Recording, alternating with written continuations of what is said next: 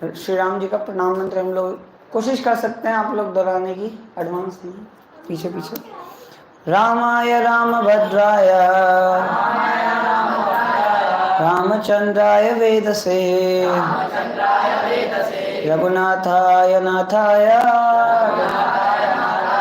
सीताय पतये नमः। रामाय रामभद्राय रामचंद्राय वेदसे रघुनाथाय नाथाय सीताये पतये नमः।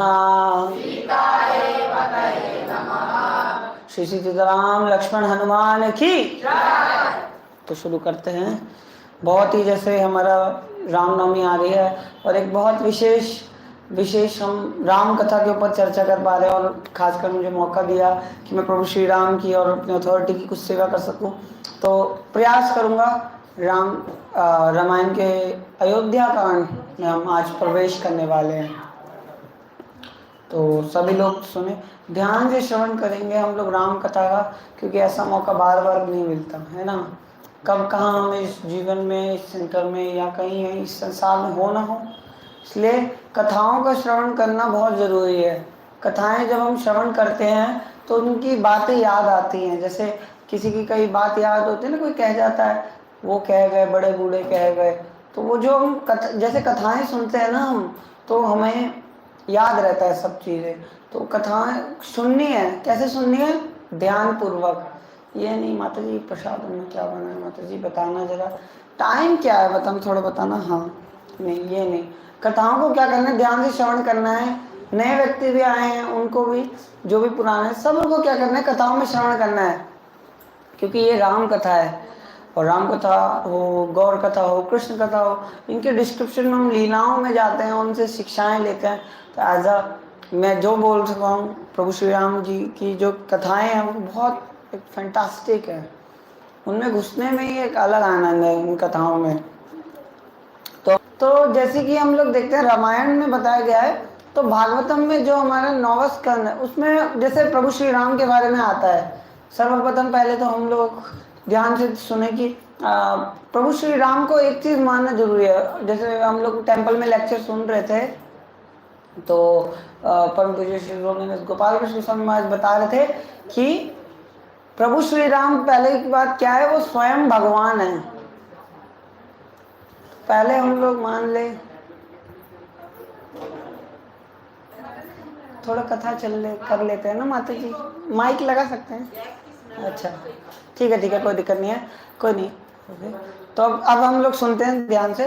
तो अब क्या है, तो हमें पता चला है कि जो श्री राम जी है उनका क्या चुका है, विवाह हो चुका है। तो एज पर उन्होंने बताया नहीं था विश्वामित्र जी ने कि आपका विवाह है। ये उन्होंने तो बस राम जी को ये बोला कि जनकपुरी में जाना है, धनुष उठाना है, उठा लिया। वो कंपटीशन चल रहा है, ऐसा क्या कंपटीशन चल रहा है? धनुष उठाने का। अब राम जी तो जब वो स्वयंवर में गए थे तो उनका कोई मूड नहीं था। एक्चुअली इसे ये देखते हैं कि हम जो कोई कार्य करते हैं, जैसे स्वयंवर में देखते हैं कोई कार्य करते हैं तो गुरु की परमिशन उसमें होनी चाहिए, गुरु कृष्ण के। अब राम जी नहीं ना कि वहाँ पे अनाउंसमेंट हो रही थी सिंधु राज के राजा धनुष उठाने आ रहे हैं, नहीं ना। राम जी को विश्वामित्र जी ने तब बोला, तब जाके वो गए। लक्ष्मण को भले ही क्रोध आ गया था कि ऐसे कैसे बोल दिया कि धनुष कोई नहीं तोड़ा, लेकिन राम जी क्या थे, दृढ़ थे कि मैं जिनके साथ आया हूँ, मैं यहाँ स्वयंवर अटेंड करने नहीं आया हूँ, मैं यहाँ पे बस देखने आया हूँ, धनुष प्रतियोगिता जो है, कंपटीशन चल रहा है। तो फिर विश्वामित्र जी ने बोला कि आप जाओ, आप ट्राई करो। किसकी आज्ञा मानी उन्होंने? विश्वामित्र जी की आज्ञा मानी और गए वो। तो इसमें हमें एक टीचिंग्स मिलती है कि हमें जो कुछ भी कार्य करना चाहिए, किसी अथॉरिटी की या फिर किसी के अंडर गाइडेंस में रहकर ही करना चाहिए। ये नहीं कि हम खुद ही जाके अपना शक्ति प्रदर्शन करने लग जाए। और ये चीज़ बहुत हम देखते भी हैं कि सोचते हैं, हाँ उसमें घमंड आ जाता है कि हाँ अब जाएंगे। फिर राम जी बड़े आगे, विनम्रता से आगे बढ़े वो, उन्होंने धनुष की तरफ गए तो पहले फर्स्ट ऑफ शिव धनुष प्रणाम किया और तोड़ दिया। मतलब प्रत्यंचा चलानी थी, वो थोड़ा ओवरलोड हो गई पावर, उन्होंने बस इतना खींचा वो ब्लास्ट हो गया धनुष, एकदम से भाग देने से सब हिल गए। तो एक जैसे वो था कि सब हो गया, अब अयोध्या खबर जाती है कि श्री राम जी ने धनुष को तोड़ दिया, तो ऐसा ऐसा है कि विवाह का है। यहाँ अयोध्या दशरथ महाराज चिंता में थे, वो कह रहे राम ने धनुष तोड़ दिया, मुझे विश्वास ही नहीं हो रहा। कह रहे ऐसे ही टूट गया होगा, सोच रहा हूँ। अरे फिर वो मतलब सोच रहे, शंका में है, शिव धनुष है भाई, प्लास्टिक का धनुष थोड़ी ना जो उन्होंने पकड़ा और तोड़ दिया, शिव धनुष है, कितना पावरफुल धनुष है वो। उसको भगवान श्री राम ने बस उठाया था, उठाने मात्र की थी, प्रत्यंचा चढ़ाने की, वो उठाते उठाते में टूट गया तो टूट गया। पावर है, supreme personality of God head है, वो कुछ भी कर सकते हैं, है ना। तो फिर उसके बाद उनकी विवाह के हुआ, उनकी विवाह सीता महारानी से हुआ, उनके भाइयों का विवाह हुआ, सब ऐसे सही चल रहा था। अब बारात आई, फिर इनका अयोध्या में विवाह हुआ, सब संपूर्ण हुआ। अब अयोध्या में माता सीता भी हैं, प्रभु श्री राम हैं, भरत जी जो है वो भी ननिहाल गए हुए हैं अपने जो भी ननिहाल में गए हुए हैं, तो अभी वो अयोध्या में नहीं है, प्रेजेंट टाइम में वो अयोध्या में अभी नहीं है। तो यहाँ से शुरू होती है आज का हमारा ये, अब हम प्रवेश कर चुके हैं बाल कांड से अयोध्या कांड की ओर। तो ये अयोध्या कांड में बेसिकली प्रभु श्री राम बहुत, इसमें सैक्रिफाइसेस का बहुत महत्व है, तो देखेंगे अभी। तो फर्स्ट जैसे दशरथ जी है, वो सोचते हैं कि हाँ अब क्या है, बहुत टाइम और एज हो गया है, अब साधु संग करने का वक्त है, थोड़ा साधुओं की संग लें, थोड़ा भक्तों के संग में जाएं। अब कितनी देर, अब रिटायरमेंट भी नाम की भी कोई चीज़ होती है ना। तो अब उनकी जॉब कैसी थी, उनका क्या था, राज्य है, अब अगला पुत्र, तो एक उत्तराधिकारी चाहिए था उन्हें। तो उन्होंने सोचा कि राम जी को हम वो बनाए, सोच रहे थे, थिंकिंग चल रही थी। एक थिंकिंग ये थी कि राज्य में सब लोग खुश होंगे, दूसरी थिंकिंग में इनको पता नहीं क्यों स्वप्न आ रहा था, कोई बुरा शुभ क्या बोलते हैं, अशुभ संकेत आ रहे थे, बुरा बुरा फ्लैशबैक आ रहा था, कुछ अलग सा। अरे नहीं नहीं नहीं, ऐसा नहीं हो सकता, राम को राजा बनाने का प्रस्ताव कौन टुकराएगा। एक्चुअली क्या था, जब भगवान श्री राम जो आए इस धरती पर, उनका मोटिव क्या था, राक्षसों को मारना, साधुओं का संग करना, साधु विनाशाय के दुष्कृताम, और धर्म संस्थापन, धर्म की क्या करनी है, स्थापना करनी है, और साधुओं को साथ उनको क्या करना है, साधुओं को शिक्षा देनी है, और दुष्टों का क्या करना है, विनाश करना है। तो ये सब राज्य में रह के नहीं हो पाएगा। अब थोड़े ना भगवान श्री राम सेना लेंगे, अयोध्या की जो चक्रवर्ती सेना पूरी लेके जाएं, लंका में युद्ध करें, जंगल जाएं, वन वन जाकर संग देना है, तो ये सब राज्य में रह के थोड़ी ना हो पाएगा। तो भगवान यहाँ का पर्पस क्या था, वो अयोध्या में राजा बनने आए थे नहीं ना, वो एक बहुत मतलब अपने वचन को पूरा करने आए थे। तो जैसे आज सुबह के लेक्चर में लोग प्रभुपाद जी का लेक्चर चल रहा था टेम्पल में, कह रहे कि मायावादी लोग क्या सोचते हैं कि हमारे भगवान जो आ रहे हैं इस धरती पे, वो आते हैं, उनको ना आनंद चाहिए होता है, सोचते हैं कि उनको यहाँ आनंद, वो भी कॉमन मैन है। जैसे मैंने बताया था मॉर्निंग में भी कि वो लोग सोचते हैं Ram is a common man, common है, अच्छे पति थे, अच्छे पुत्र थे, हैं, सब कॉमन था, बट वो नहीं है भाई। भगवान राम की पर्सनैलिटी कहाँ और हमारी पर्सनैलिटी कहाँ, वो कितने बड़े धनुर्धर थे और कितने श्रेष्ठ थे, वो सर्वगुण समझ।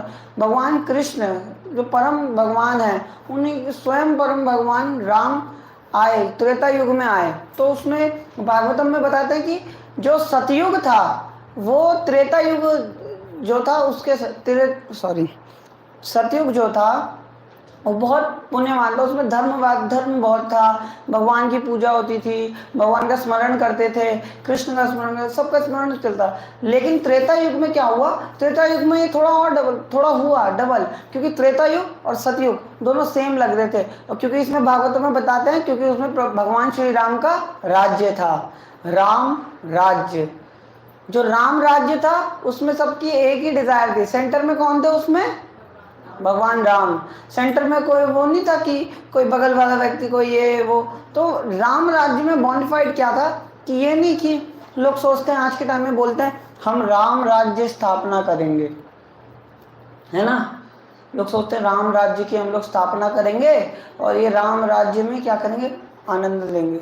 लोगों को आनंद देगा, बिल्कुल नहीं हो पाएगा भाई। भगवान श्री राम मर्यादा पुरुषोत्तम राम, उनके अगर एक इंस्ट्रक्शन है ना, कोई राम राज्य पॉलिटिकल व्यक्ति बोले ना, तो वो किस लिए कर रहा है, ताकि वो उसका पर्सनल स्वार्थ है उसमें, उसकी पर्सनल इच्छा लग रहा है कि वो राम राज्य स्थापित करेगा, है ना, नहीं करेगा।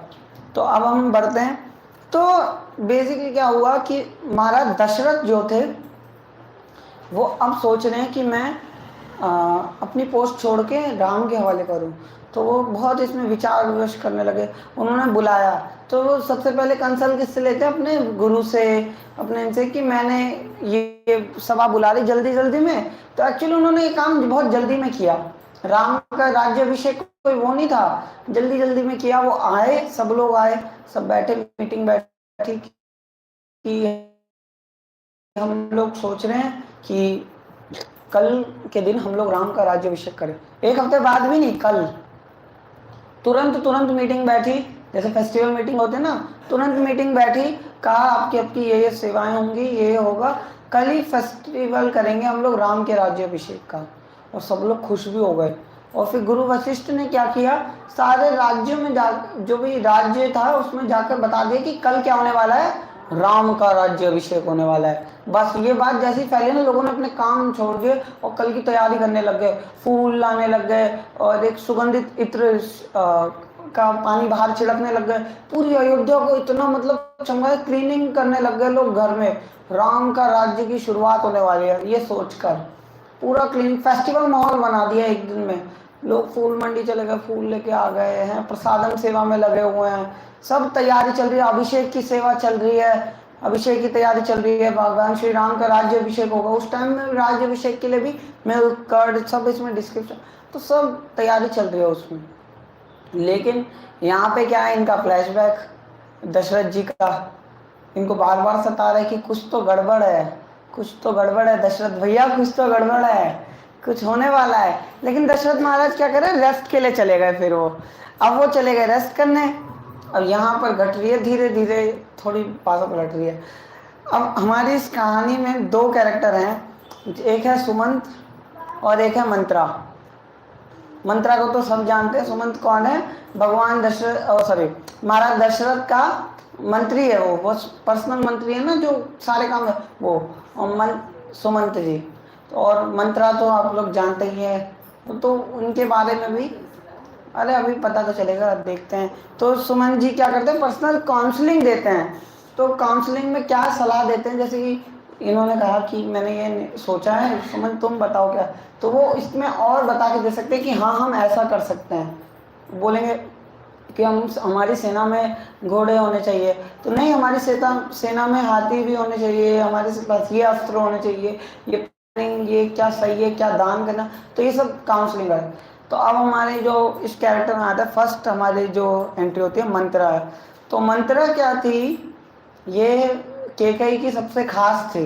ये इनके साथ जब इनका विवाह हुआ था ना, तो जैसे माता कौशल्या है, सुमित्रा है और केकई, तो सबसे युवा रानी जो थी, जिनसे महाराज दशरथ सबसे ज़्यादा लगाव, सबसे ज़्यादा प्रेम करते थे, वो थी केकई। और कौशल्या के पुत्र हुए थे राम, केकई के पुत्र थे भरत, और सुमित्रा के पुत्र थे लक्ष्मण और शत्रुघ्न, है ना।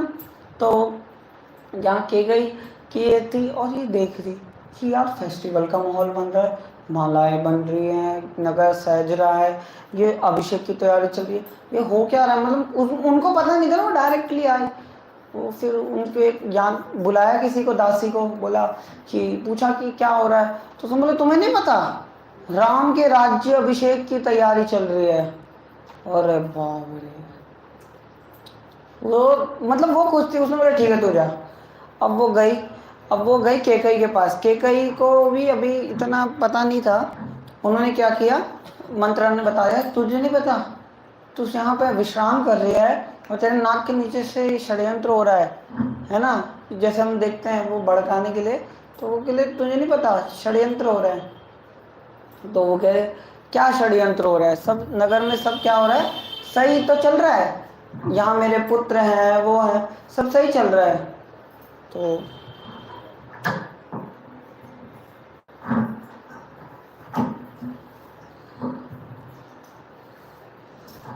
है ना, सब सही तो चल रहा है। तो उन्होंने पूछा, तो कह रहे नहीं तुझे नहीं पता राम का राज्याभिषेक हो रहा है। और भाई इनको भी खबर अब पता चली। उन्होंने क्या किया, तुरंत एक सबसे कीमती हार निकाला अपना और उतार कर दे दिया, मंत्रा को दे दिया, सबसे कीमती, जिसका एक एक मोती किसके समान है, एक एक राज्य के समान है। आप अगर एक मोती बेचोगे ना, एक राज्य खरीद लोगे। ऐसा हार दे दिया उन्होंने। और फिर पता है मंत्रा क्या कहती है, इस हार में तेरी हार है कैकेयी, इसमें तेरी जीत नहीं है, इसमें तेरी हार है। वो बोले तू कैसी बातें कर रहे, वो कह रहे केकी कहती है तुझे नहीं पता क्या होने वाला है, मैं फ्यूचर देख चुकी हूँ तेरा। क्या क्या भविष्य देखा है तुमने। तो ये कह रही मैं बताती हूँ देख। वो बताना शुरू किया उसने कि मंत्रा ने बोला राम राजा बनेगा तो तुम बनोगी दासी कौशल्या की, और भरत बनेगा दास। किसका दास, राम का। और बाप रे, केकई को इतना गुस्सा आया, इतना गुस्सा, उसने धक्का दे दिया मंत्रा को। मतलब इतना गुस्सा, मतलब थोड़ा सा कह रही सुनाने लग गई उसको, तू ऐसे है, तेरी जबान कट जाएगी, तेरा तू वैसी कुबड़ी है और कुबड़ा बना है तेरे, और मतलब टूट ही जाएगा। तो बहुत सुनाने लगे उसे। और बाप रे, फिर तो मंत्रा कह रही सुना ले, जो शुभ चिंतक होते हैं ना उनके साथ ऐसा ही होता है।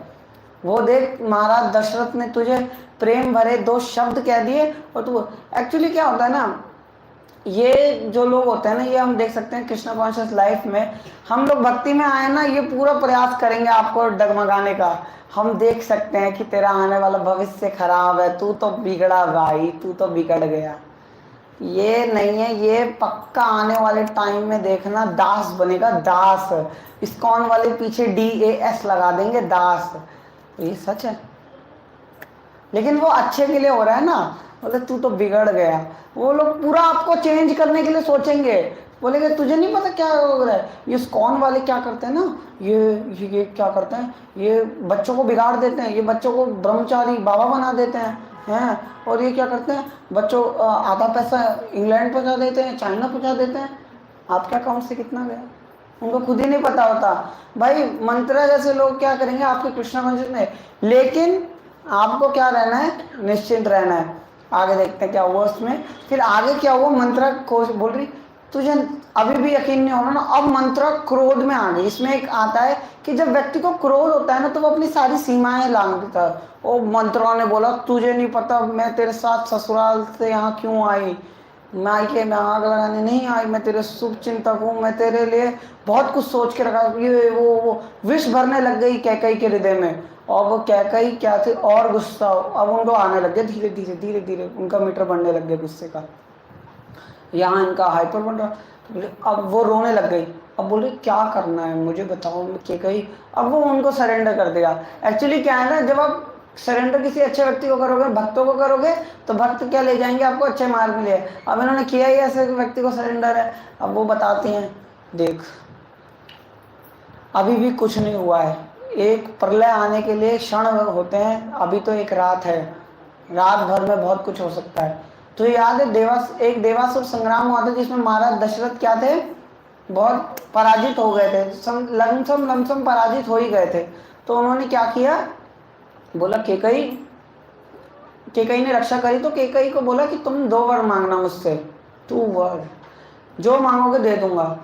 अब इसमें क्या होता है ना, इनमें वचन दे दिए थे तो बोले याद है ना, अब वक्त आ गया है, वचन मांगो, क्योंकि अब नहीं तो कभी नहीं। बस अब उन्होंने बोला क्या करना है, और प्लान समझाया। एक कोप भवन होता था उस टाइम, जिसमें जो व्यक्ति नाराज होता था ना वहाँ चले जाता था। आज के टाइम में कोप भवन नहीं है, लेकिन कोप भवन है। लोग व्हाट्सएप की DP पे जाके ब्लॉक कर देंगे उसे, समझ जाओ वो उनका कोप भवन है। व्हाट्सएप की DP ब्लॉक कर देंगे, वो उनका कोप भवन हो गया। क्यों भाई, वो आज के टाइम का कोप भवन है। हम नाराज हो गए, today we are sad, medicine भी खाते हैं उसका भी स्टेटस डाल देंगे। तो ये उनका क्या है, कोप भवन है, जाके DP ब्लॉक कर दें। वहाँ पे कोप भवन है तो उसकी लाइट जल रही है। दशरथ महाराज कौन, सब सिखा के भेजी केकई, पूरा बाल वाला ऐसे कर लेना, साड़ी वाड़ी सब ऐसे करना ऐसे। फिर बोले कि तुम मुझसे वो प्यार नहीं करते, तुम मेरे को ये वो। फिर वो लेट गई। वो बोली दशरथ महाराज जाते हैं, अरे ये क्या हो रहा है। उन्होंने देखा, अरे ये क्या चल रहा है। तो जब उन्होंने देखा कि ये केकई ऐसे क्यों लेटी हुई है, उत्सव का माहौल है भाई, राम का राज्य अभिषेक है भाई, राम प्राण प्रतिष्ठा, जैसे राम राज्य अभिषेक, उस टाइम कितनी खुशी थी, तो साक्षात राम दर्शन दे रहे थे। लेकिन क्या हुआ, इन्होंने बोलना शुरू किया। अब जो विष वहां से भरा था वो यहाँ क्या निकल रहा था, शब्दों के द्वारा निकल रहा था। तो इसी से जिस तरह हम लोग जिस तरीके का श्रवण करेंगे उसी प्रकार हम लोग क्या किसी को बता पाएंगे कि हमने ये सीखा। तो अगर आप लोग श्रवण करते हो, भागवतम सुनते हो, शास्त्र सुनोगे, तो आप उसकी प्रकार की बात है। बाहर का गंध सुनोगे तो वही सुनाओगे, है ना, उनका चाहे वो वही बोलेंगे। तो अब हम थोड़ा फास्ट करते हैं। तो गए, अब इन्होंने बताना शुरू किया। बोलो फिर ये एक्चुअली दशरथ महाराज क्या करते हैं, अपने रघुकुल के चक्कर में वचन दे देते हैं, लेकिन क्या होता है वचन के चक्कर में फंस जाते हैं। इन्होंने बोला 2 नहीं, तुम बहुत कुछ मांगो, 2 बार क्या मांग रहे हो, 4 मांगो, 5 मांगो। अच्छा ठीक है, पहला वचन, राम को 14 वर्ष का वनवास दो, भरत को क्या बनाओ, राजा। पहले क्या कंडीशन थी, महाराज दशरथ गए थे और केकई लेटी हुई थी। अब कंडीशन है केकई खड़ी हुई है, महाराज दशरथ लेटे हुए हैं। ये कंडीशन क्यों है, डॉक्टर को देखना पड़ेगा ना कि पेशेंट कैसा है। अब वो पहले डॉक्टर गया था पेशेंट के पास, पेशेंट लेटा हुआ था, अब डॉक्टर लेटा हुआ, पेशेंट खड़ा हुआ है, इसमें ये कंडीशन है। तो अब महाराज दशरथ बोल रहे ये क्या मांग लिया भाई, क्या ये राम राज्य। फिर उनको आया गुस्सा, तलवार निकाल ली, बोले तुम मेरी पत्नी नहीं हो सकती, तू ये है वो है, तू मुझे कह दे कि मैं अपनी दोनों पत्नियों को त्याग दूंगा, लेकिन राम तो मेरा प्रिय पुत्र है। अब वही है ना काउंसलिंग, उन्होंने इसमें बोलते हैं कि उन्हें वशिष्ठ मुनि का लेना चाहिए था। साधु हमेशा किस लिए रहते हैं, सलाह मशवरा के लिए, काउंसलिंग लेना चाहिए था, लिया नहीं, अब फंस गए, पेशेंट बन गए। वो कंडीशन है, अब वो लेटे पड़े हैं, ये खड़े हुए गई। अब ये इनको लग रहा है कि हाँ अब पकड़ में आ गया, अब तो रघुकुल की रीत है, आपको निभानी पड़ेगी। अब फंस गए ये बेचारे दशरथ, बुला के लाओ राम को, यहाँ नगर। वो केकई को समझा रहे, तुम समझ नहीं रहे हो क्या कह रहे हो, अगर राम को मैंने वनवास भेजा तो सरेआम लड़ाई हो जाएगी, दंगल हो जाएगा, दंगे हो जाएंगे अयोध्या में, लोग लड़ पड़ेंगे, अयोध्या पर ही आक्रमण कर देंगे, क्योंकि वो लोग प्रेम इतना करते हैं राम से, हर एक गली गली में राम से प्रेम करते हैं। आज के टाइम में तो राम के होने पर संदेह करते हैं, वहां तब प्रेम करते थे राम जी से। आगे आगे आगे आइए, कथा राम जी की चल रही है, अपनी नहीं है ना। तो प्रेम करते थे, कहते कत्ले आम हो जाएगा भाई, नहीं ऐसा नहीं हो सकता। तब क्या करते हैं, महाराज दशरथ बोलते हैं ठीक है तुम ऐसा कह रहे नहीं मानोगे, हट से राम को बुला के लाओ। वो राम जी आते हैं, फर्स्ट प्रणाम करते हैं, माता को प्रणाम करते हैं, पिता को प्रणाम करते हैं, खड़े होते हैं, बोलते क्या आज्ञा है। वो तो एकदम सेल्फ रिस्पेक्ट, भगवान अपनी पूरा मर्यादा का पूरा पालन कर रहे हैं, पूरा मर्यादा, पुरुषोत्तम श्री राम है तो पूरे मर्यादा का। बोले कि पहले बुलाया था राम को कि राम समझ लो आपकी 5 बजे राम जी को बुलाया, कहा कि आपका कल राज्याभिषेक है, 8 बजे फिर बुलाया और बोल रहे राम जी को कि मदर की ये आज्ञा है, वनवास जाना है। और राम जी को ना इतना मात्र भी दुख नहीं हुआ इस बात का, वो खुश और हो गए, कह रहे कि वाह साधुओं का संग मिलेगा इसमें कितना, वो खुश हो गए। उन्होंने बोला ठीक है मैं चलने को तैयार हूँ। लेकिन यहाँ लक्ष्मण जी फायर हो गए, कौशल्य माता कह रहे मुझे ले चलो।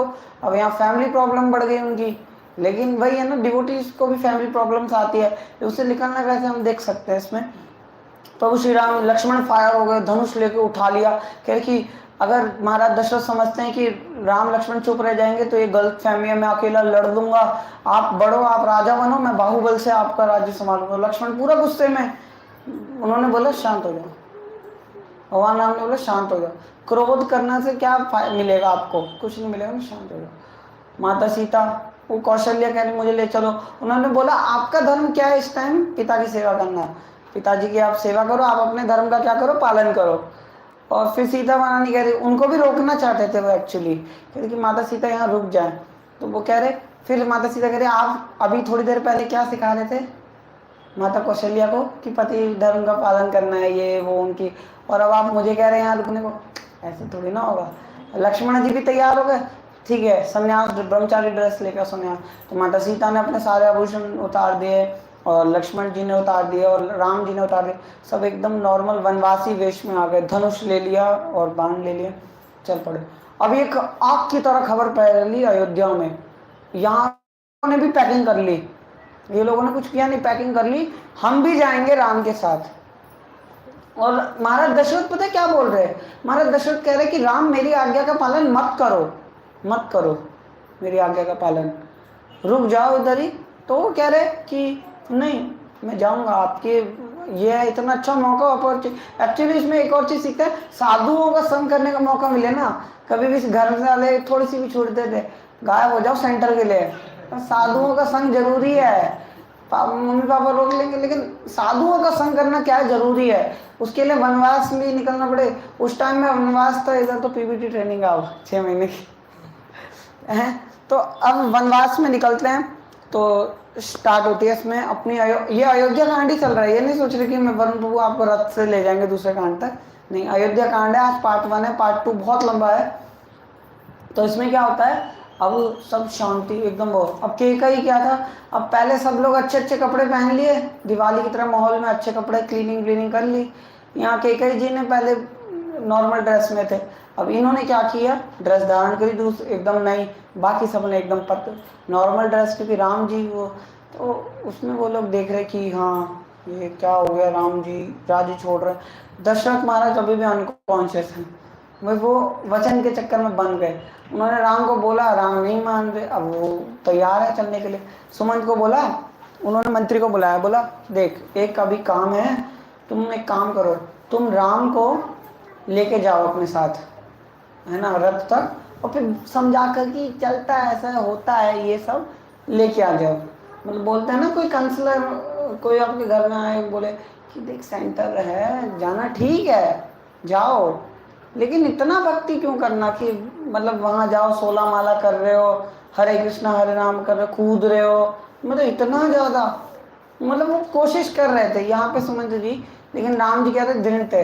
इसमें राम जी का डिटर्मिनेशन जो है वो स्ट्रांग है, स्ट्रांग डिटर्मिनेशन रहेगा तो हम कृष्ण कॉन्शियस में लंबे समय तक टिके रहेंगे। ये प्रभु जी लेक्चर में बताते हैं कि हमारा डिटर्मिनेशन क्या है, स्ट्रांग रहना चाहिए, है ना। तो हमारा डिटर्मिनेशन क्या है, राम जी का स्ट्रांग था, किसी भी दृढ़ से वो दृढ़ संकल्प थे। अब क्या हुआ, अब यहाँ सुमंत जी लेके जाने, पीछे अयोध्यावासी सामान पैक करके सूटकेस लेके तैयार है कि चलो हम जाएंगे राम जी के साथ, जरूर जाएंगे। अब ये सब निकले धीरे धीरे। अब क्या हुआ, एक प्लेस आता है, वहाँ पर सब रुक जाते हैं, और उस प्लेस पे रुकते हैं तो वहाँ पे क्या होती है, रात हो जाती है और शाम होती है, तो बोलते हैं सो जाओ। अब नाइट प्लेस होता है, टेंट लगा देते हैं, सब सो जाते हैं। अब यहाँ राम जी प्लान बनाते हैं, सुमंत जी को बोलते हैं आप रथ लेके वापस चले जाओ, रथ लेके घूम जाना अयोध्या की ओर, हम लोग यहाँ से वन की ओर मुड़ लेंगे। अब यहाँ से क्या होगा, अयोध्यावासी सुबह उठेंगे तो देखेंगे अयोध्या रथ कहाँ गया हुआ है, इस ओर, तो वो पीछा करते करते कहाँ पहुँच जाएंगे, अयोध्या, और हम क्या है, वनवास। तो वो अभी भी दृढ़ थे, वो नहीं मानने वाले। सुमंत को भी समझ आ गया, नहीं मानेंगे राम भाई, पिता की आज्ञा है। अब क्या हुआ धीरे, अब रात को 4:30 बजे राम श्री राम जी ने सबको उठा दिया, सीता माता लक्ष्मण जी को कि चलो हमें जाना है। और वो सुबह उठ गए, सुबह सुबह सब गायब। यहाँ देख रहे सब अयोध्यावासी उठे अपने टाइम पे, देखा कि राम लक्ष्मण गायब है, रथ पे देखा रथ भी गायब है, अरे लगता है वो अयोध्या चले गए, उनको हम पे दया आ गई, चल गए। तो वो सब लोग भी क्या गए, पीछे फिर घूम गए, अयोध्या चले गए। अभी दोबारा आएंगे राम जी के पीछे पीछे वो लोग चले गए। अब यहाँ क्या है, हल्का हल्का वन में प्रवेश कर रहे हैं राम सीता। तो जैसे एक देखा जाता है, माता सीता चलती है ना, तो वो पूछते हैं थोड़ी सी एक झाड़ियाँ आती है, वन आ गया, फिर एक और थोड़ी लंबी लंबी झाड़ियाँ आती, पीछे वन आ गया, वन। उन्होंने वन कभी देखा नहीं था। एक्चुअली क्या है, महाराज जनक ने सीता का विवाह अयोध्या में किया था ना, उन्होंने सोचा मेरी पुत्री है, ये अच्छे घर में रहेगी ये, तो उन्होंने क्या था ये सोचा। लेकिन जब परिस्थिति आई ना माता सीता को, तो 14 वर्ष वो वनवास में भी रहीं, और अशोक वाटिका में जो भी था, तो वहाँ रहे। वो हर परिस्थिति में डाला था। अगर पहले जो कांटे हैं वो पैर में, प्रभु श्री राम के पैर में चुभ रहे हैं, तो किसके पैर में भी चुभ रहे हैं, सीता माता की। उनको बहुत पेन हो पता, प्रभु श्री राम बोलते हैं इनको पता भी नहीं है वन के बारे में, और ये कितना कष्ट कैसे झेलेंगे ये, है ना। बहुत मतलब सीता महारानी ने बहुत हम इसमें देखते हैं कि आपको हर एक परिस्थिति के लिए तैयार रहना चाहिए। कृष्णा कॉन्शियस में तो हर एक चीज है। आप भक्ति में हो, आपको कुकिंग भी करनी पड़ सकती है, आपको क्लीनिंग भी करनी पड़ सकती है, आपको ड्रामा भी करना पड़ सकता है, आपको ऑलवेज सब करना पड़ेगा अगर ज़रूरत पड़ी तो। ठीक है, वॉलीबॉल बाद में खेलेंगे, है ना। तो इसमें हम देखते हैं माता सीता। अब हम लोग, अब प्रभु श्री राम चल रहे हैं तो वो लक्ष्मण जी से बोलते हैं कि अब प्लेस देखो। तो वन का जो एरिया है ना, अयोध्या का जो वन, अयोध्या प्लेस खत्म होता है तो थोड़ा एक वन टाइप में आता है। और वो वन में क्या होता है, एक और राज्य होता है, वो एक छोटा सा राज्य होता है जो वहाँ का एक राजा होता है, कबंग टाइप में, वो वहाँ का राजा होता है। और वो जानता है कि ये कौन है, राम कौन है। लक्ष्मण वो पैर में दंडवत कर देता है सीता राम जी को देख के, और वो बोलता है आप हमारे यहाँ आए, बताया नहीं, निमंत्रण नहीं दिया। फिर उन्होंने सब स्टोरी बताई, उनको गुस्सा आया, उन्होंने बोला देखो हमारे पास ज़्यादा बड़ी सेना तो नहीं है, मतलब आदिवासी टाइप में। ओके, तो वो आदिवासी टाइप में तो पूरा सेवा करने लग गए प्रभु श्री राम का। उन्होंने बोला हमारे रूम में आइए, रेस्ट कीजिए। कह रहे नहीं, हम सोएंगे तो बाहर सोएंगे। तो क्या है इसमें एक देखते हैं कि वो लोग ना एक पत्तियों का बेड बनाते हैं सीता महारानी के लिए और राम जी के लिए, लक्ष्मण मनाते हैं। तो लक्ष्मण जी का सेवा भाव बहुत होता है। तो माता सुमित्रा से जब उन्होंने पूछा कि हम राम जी की सेवा करने जा रहे हैं, तो उनकी माता का भी ये था कि मेरा जो मैंने खीर में से जो खाया था ना, मेरा वो सफल हो गया। मेरा एक पुत्र भरत की सेवा कर रहा है तो दूसरा किसकी सेवा कर रहा है, राम की। और जो ये उनका था ना कि दास हम दास बने, मतलब उन्होंने लास्ट में खाया था जो पात्र में थे, तो उसमें से क्या हुआ, दोनों क्या बने, भगवान श्री राम के, एक श्री राम के दास बने, एक भरत जी के दास बने, और सेवा कर रहे हैं अपने अपने प्रिय। तो लक्ष्मण जी सोए नहीं, लक्ष्मण जी ने बेड वेड तैयार किया और सो गए। राम जी सो गए और सीता मानी सो गई। अब यहाँ पे लक्ष्मण जी खड़े हैं धनुष बाण लेके, तैयार है कि रात को कोई आ ना जाए आक्रमण करने, कोई डेंजर असुर वसुर कुछ भी दैत्य। लेकिन ये कबंग, इसको लक्ष्मण पे शक हो रहा, ये कह रहा कि ये इसलिए आया है, दशरथ ने बोला कि राम जब रात को सो रहा हो तो खत्म कर देना, खलास कर देना। अब लक्ष्मण ये सोच रहे कि प्रभु तो बोले हैं, इन कबंग पे विश्वास कर लिया, क्या पता ये कुछ मिलावट करके ये मार दे। इनको उन पे शक है, इनको उन पे शक है, दोनों को एक दूसरे पे शक है। ये दोनों में से कोई रात को नहीं सोया, एक दूसरे को देख रहे हैं कि हाँ पता चले। वो एक छुप के देख रहे हैं, धनुष लेकर तैयार है, 3-4 आदमी इन्होंने तैयार कर रखे हैं कि भाई ये लक्ष्मण गलती से भी कोई हरकत करे ना उड़ा देंगे। वहां पर लक्ष्मण जी धनुष लेकर तैयार है, यहाँ कोई मूवमेंट हुई तो हम देख लेंगे। और फिर अभी एक कैरेक्टर और आएगा, भरत जी। तीनों का क्या है इसमें, क्या ये लोग फाइट करते हैं। एक बहुत अच्छी टीचिंग आती है इसमें से, भरत और कबंग और लक्ष्मण की फाइट होती है। इनको एक एक पे शक होता है, ये ऐसे करना है, ऐसा करना है, ये वो। लेकिन प्रसन्नता किसकी चाहते हैं, वो राम की। इसी तरह हम देखते हैं, हम सेंटर में सेवा किसकी करना चाहते हैं और प्रसन्नता किसकी होनी चाहिए, भगवान राम की, है ना, भगवान श्री कृष्ण की, राधा पार्थ साथी की। प्रसन्नता किसकी होनी चाहिए, राधा पार्थ साथी की होनी चाहिए ना। यस, सो राधा पार्थ साथी की प्रसन्नता होनी चाहिए। लेकिन वही है ना, हमारे अपने माइंड एंगल्स, ट्रायंगल्स बने हुए हैं, ऐसा नहीं, ऐसा करना चाहिए। लड़ाई सबसे ही होती है, सबको एक दूसरे पर शक है, ये भक्त तो सब। अभी सब नए जैसे आते हैं तो वो क्या सोचते हैं कि हाँ नहीं नहीं, लेकिन सब लोग सेवा करना चाहते हैं, लेकिन आपस में कुछ ट्रायंगल रहते हैं कि हाँ चलो ऐसा नहीं ऐसा होना चाहिए, ऐसा नहीं ऐसा होना चाहिए ये। लेकिन अब हमारा क्या होता है, फाइनली राम जी उठते हैं, वेकअप होता है, और वो बोलते हैं कबंग जी कि आप प्लीज़ यहाँ इसे मत छोड़िए, इस राज्य को आप छोड़ के चले जाएंगे तो हमारा कौन है फिर, कौन है हमारा सहारा, आप चले, आप रहिए ना इधर, हम जितने समर्थ से हो हम सेवा करेंगे आपकी, रहिए। राम ने बोला नहीं, मैं वनवास के लिए आया हूँ, मुझे और आगे जाना है। तो उन्होंने बोला ठीक है, हम आपकी व्यवस्था कराते हैं। तो उन्होंने ना एक वो बुलाया, अब यहाँ पे आता है एक नाव चलाने वाला, केवट आता है। अब जो वो केवट है ना, वो जो प्रभु श्री राम के साथ करता है ना, वो लीला एकदम दिव्य है। केवट आता है, बोलता है ठीक है बुकिंग हो गई, जैसे केवट को बुक कर लिया, आप जाओगे यहाँ नदी से इस पार, वहाँ छोड़ोगे, ठीक है। केवट तैयार था। अब केवट ने बोला नहीं, मैं राम को नहीं लेके जाऊँगा। और वो बोल रहे क्यों नहीं लेके जाना, हमने सुना है भाई आप किसी पे पैर रखो तो वो पत्थर स्त्री बन गया, इस पे पैर रख दिया तो एक तो पहले ही है, दूसरी और आ जाएगी और परेशान हो जाएंगे हम। अरे बाप रे बाप, केवट परेशान हो गया। केवट कह रहा मेरे पास एक ही नाव है भाई। नहीं, एक पैर, आप एक पैर पे खड़े रहोगे। कह रहे मैं एक पैर पे खड़े रह लूंगा।